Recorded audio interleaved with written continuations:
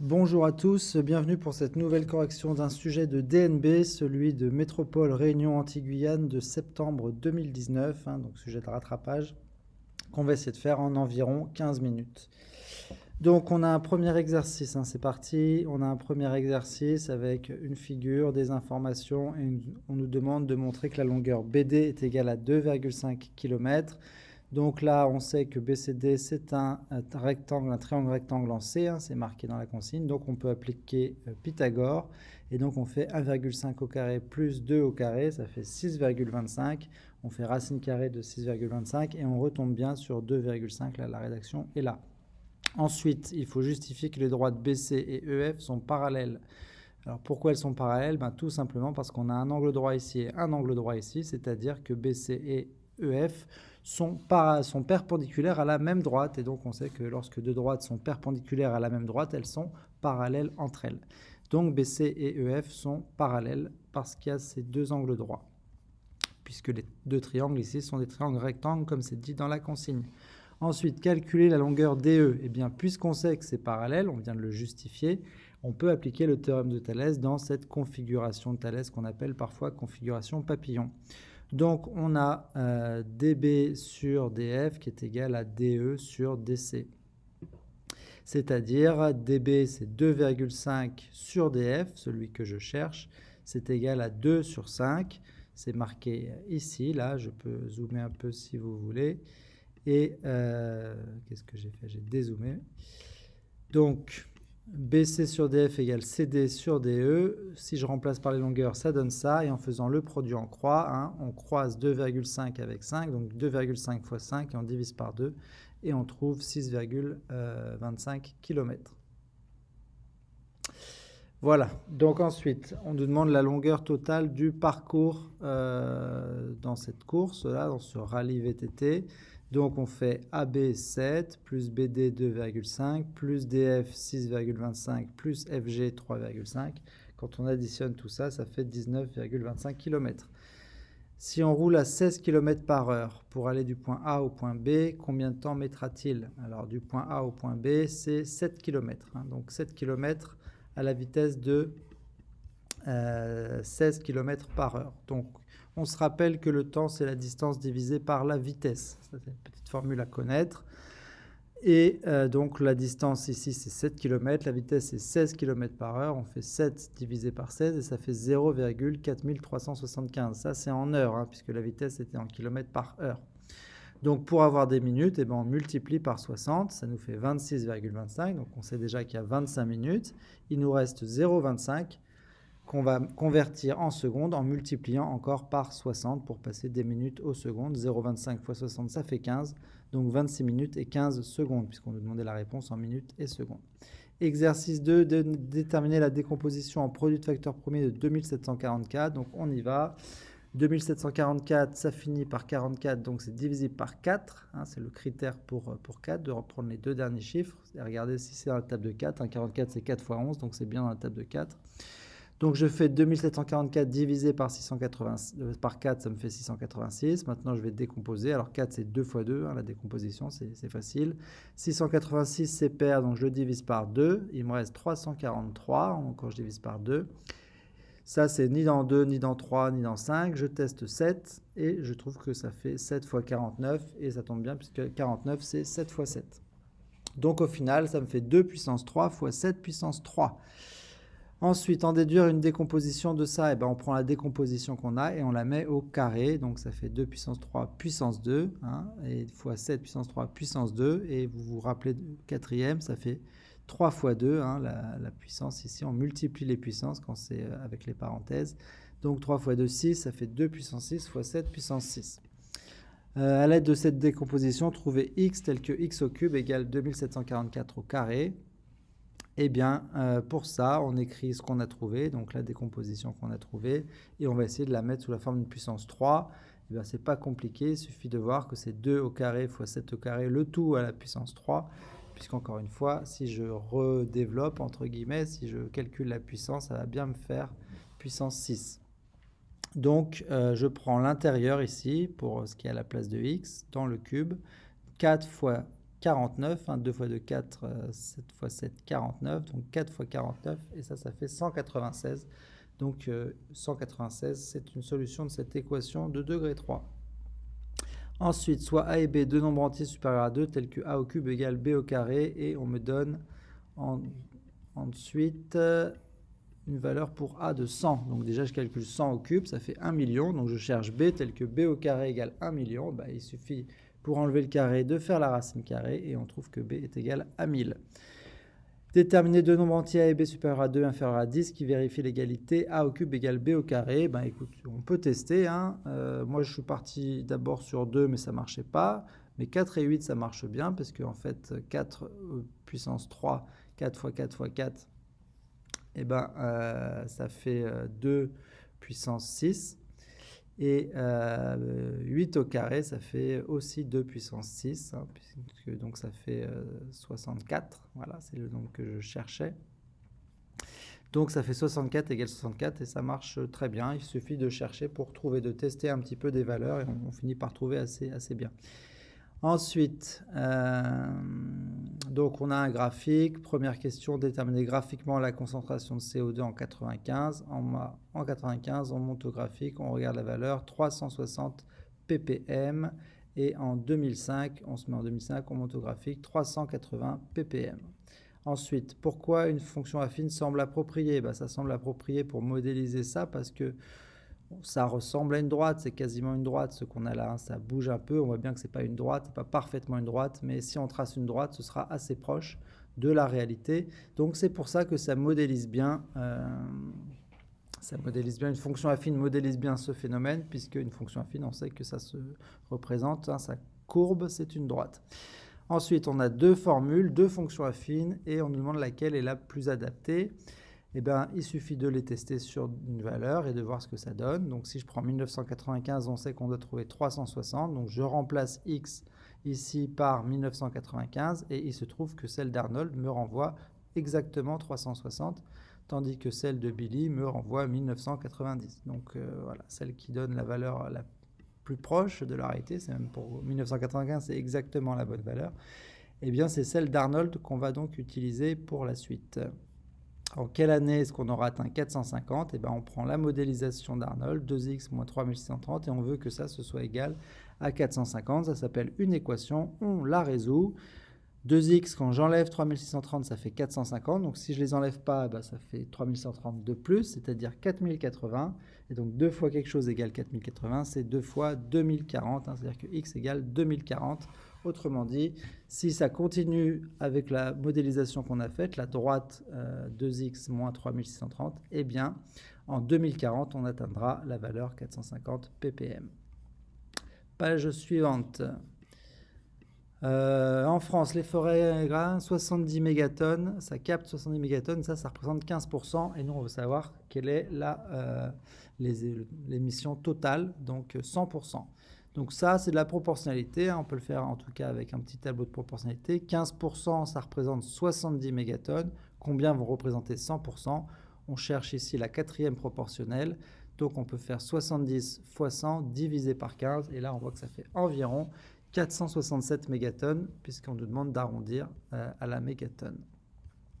Exercice 4, donc on a 2 gâteaux pour un mariage, avec une recette du gâteau pour 100 g de chocolat. Première question, quel est le ratio masse de beurre, masse de chocolat? Donc, il faut se rappeler que le ratio A de point B, ça doit être deux nombres tels que, alors voilà mes nombres, hein, moi j'ai 75 g de beurre, 100 g de chocolat, donc 75, 100. En fait, 75 sur A, ça doit être égal à 100 sur B. C'est ça la définition du ratio. Donc 75 et 100 sont dans le ratio AB, si on a ça. Mais je vous rappelle que le produit en croix, là, me dit qu'en gros, je peux écrire 75 sur 100, c'est pareil que A sur B. Ces deux égalités sont équivalentes. Donc, ça veut dire qu'il faut simplement, pour trouver le ratio, réduire cette fraction. 75 centièmes, quand je la réduis, ça fait 3 quarts. Donc, ils sont dans le ratio 3, 4. 3 parts de beurre pour 4 parts de chocolat. C'est ça le ratio. Je ferai une autre vidéo spécifiquement sur le ratio. Si vous avez des difficultés là-dessus, n'hésitez pas à me le dire en commentaire ou par mail. Alors, question 2, calculer la quantité de farine nécessaire pour 250 g de chocolat noir. Eh bien, on passe de 100 à 250, donc c'est 2,5 fois plus. 250 divisé par 100, ça fait 2,5. Donc, il faut 2,5 fois plus de farine. 30 fois 2,5, 75 g de farine.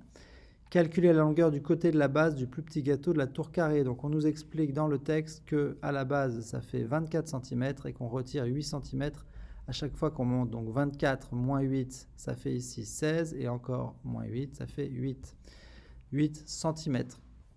Quelle est la tour qui a le plus grand volume? Eh bien, il faut calculer les volumes. Donc le plus facile, c'est la tour carrée, parce qu'on a 3 pavés droits. Donc c'est longueur fois largeur fois hauteur ou profondeur, ça dépend comment vous voyez les choses. Bref, ici, ça fera 24 fois 24 fois 8. Ça fait un résultat en centimètres cubes, puisque j'ai utilisé le centimètre. Ici, 16 fois 16 fois 8. Et ici, 8 fois 8 fois 8. Et on additionne tout ça pour avoir le volume de ce gâteau, ce que j'ai mis ici. Donc, on trouve 7168 cm3. Pour la tour de Pise, là, c'est un petit peu plus dur, mais on nous donne à la page suivante le volume pour un cylindre. Donc, on va s'en servir. Et ici, on part d'un diamètre de 30 cm, c'est-à-dire d'un rayon de 15 cm, la moitié du diamètre. Et à chaque fois, on enlève aussi 8. Donc le diamètre, il passe de 30 à 22, puis de 22 à 14, et de 14 à 6, le diamètre. Et donc évidemment, le rayon, ce sera la moitié de ce que je viens de dire.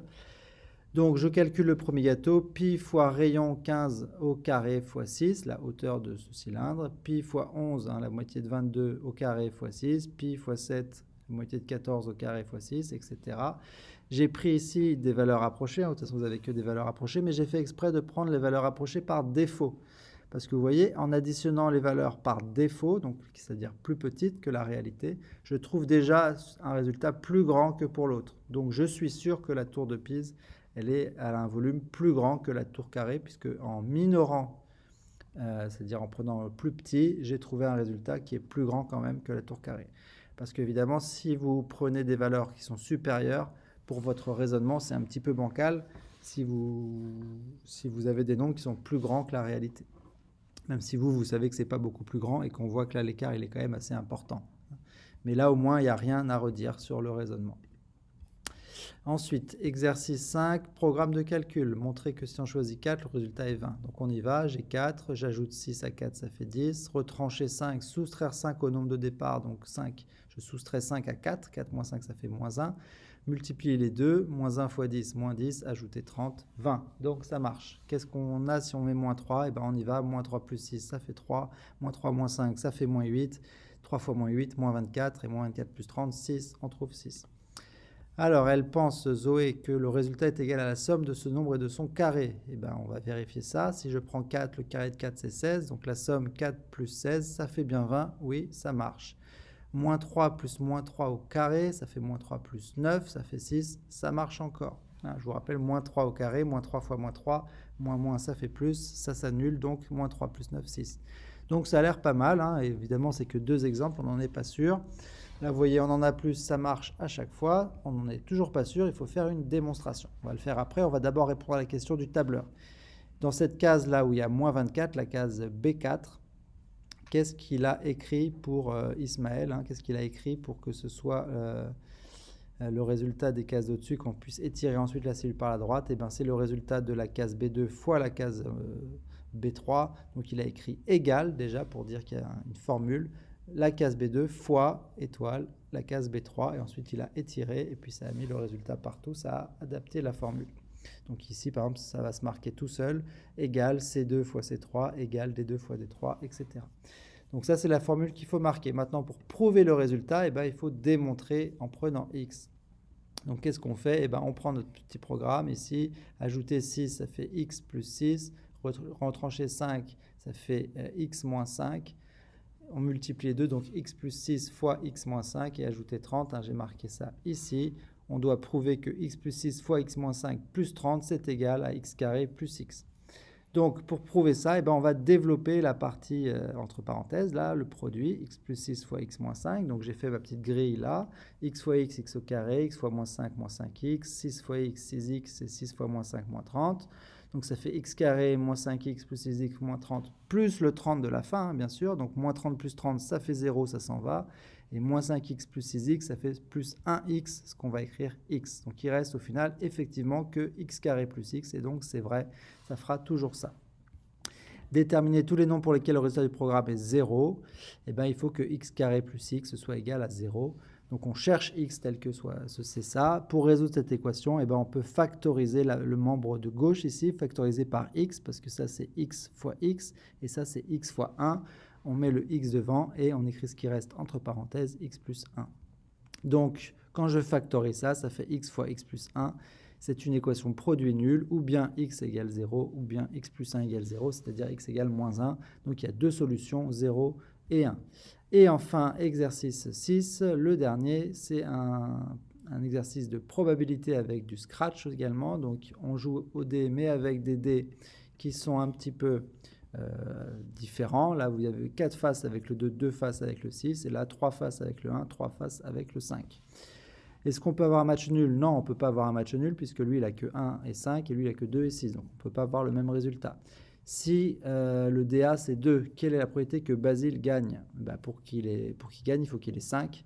Il a une chance sur 2 d'avoir 5, ou 3 chances sur 6 d'avoir 5, si vous voulez. Et donc, c'est ça la probabilité qu'il gagne. Si le résultat, lui, il a 1, quelle est la probabilité que Carmel gagne?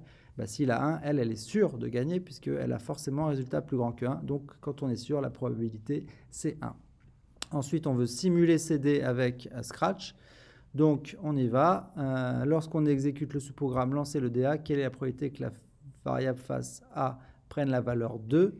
Vous voyez, pour avoir la valeur 2, c'est si le tirage de dés, c'est plus petit que 5. Donc, on a un tirage de dés, c'est un nombre aléatoire entre 1 et 6. Donc, il y a comme possibilité 1, 2, 3 ou 4. C'est-à-dire 4 chances sur 6. Si on simplifie la fraction, ça fait bien sûr 2 tiers, 2 chances sur 3. Recopier la ligne 7 du programme principal en la complétant. Vous voyez ici, on a lancé le DA, lancé le DB, donc ça nous renvoie le résultat. Si le lancer du D, vu que c'est pour la victoire de A, c'est-à-dire que le lancer de DA est plus grand, donc on dira ici, si lancer le DB est plus petit que lancer le DA, la victoire c'est pour le A, sinon c'est pour le B. Donc la réponse c'est si lancer le DB est inférieur à lancer le DA. Ensuite, on veut rédiger le sous-programme lancer le DB. On reprend la même chose qu'ici, avec des petites différences. Déjà, ce n'est pas 2 et 6 les faces, mais 1 et 5. Et on veut que le 1 et le 5 aient autant de chances. Donc, si tirage de dés plus petit que 4, parce qu'il faut qu'il n'y ait que 1, 2 ou 3, alors face B à 1 et sinon face B à 5. Voilà, là on aura à peu près, on aura exactement une chance sur 2 d'avoir 1 et une chance sur 2 d'avoir 5, exactement comme on veut dans ce problème. Enfin, dernière partie, après l'exécution, ils ont fait 60 000 lancés, A a gagné 39 901 fois et B 20 099 fois. Question. Calculer la fréquence de gain du joueur A en pourcentage. Le joueur A, il a gagné 3901 fois sur 60 000. Donc, on fait cette division. On voit que ça fait 0,665, je crois. Et puis 0,1, etc. Donc, ça fait 67% si on arrondit au pourcent près. Et conjecturer la probabilité que A gagne contre B, visiblement, ça tend vers 2 tiers, parce que 2 tiers, c'est 0,666666. A gagne 2 fois plus, si vous voulez, que B. Donc, il semblerait que la probabilité que A gagne soit 2 tiers, et celle que B gagne soit 1 tiers. Voilà, et ça termine ce sujet. N'hésitez pas à vous abonner pour avoir d'autres sujets, allez voir les autres. Entraînez-vous, surtout faites les sujets avant, et vous allez progresser énormément et vous serez prêt pour le brevet. Allez, bon courage pour vos révisions. À bientôt.